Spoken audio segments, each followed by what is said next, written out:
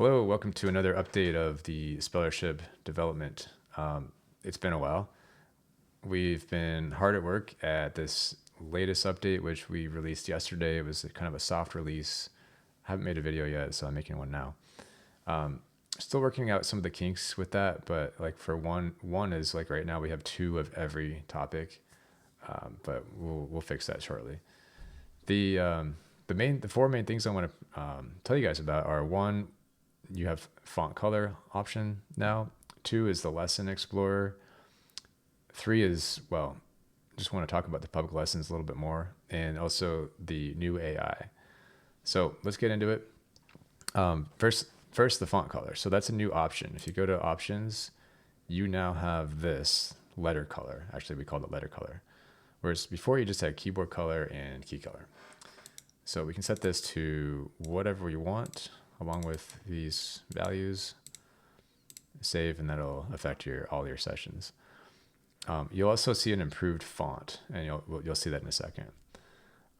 Now we also have the ability to click on any of these lessons. What you're looking at here, this is a mix of the public lessons for 7-year-olds, which is my son's age, and also you see some of these that are things that I made for my son. For example, crabgrass. I just made that today. So let's click on that, and now we have this ability to play that particular topic or lesson.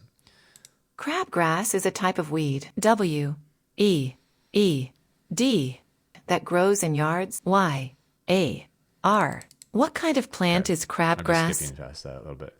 What kind of plant is crabgrass? Well, it is a weed. W. I'm gonna purposely miss a few letters just so I can show you something about the lesson explorer. E-E-D, weed. Promise I did that. Incredible. So then if we go here to the lesson explorer, now you see that come up here, and you can see exactly what keys were pressed in the effort to spell weed and when that was answered. So that's new. That's the lesson explorer. I want to talk a little more about the public topics. We had a bunch of public topics, but they were all for 7-year-olds.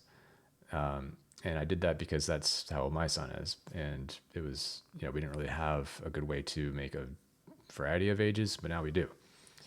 And so I've scrapped all the old lessons, and I've made a whole bunch of lessons for different ages, 4 to 25. If your speller is outside that range, that's fine. It's still going to grab the closest lessons to whatever age your speller is.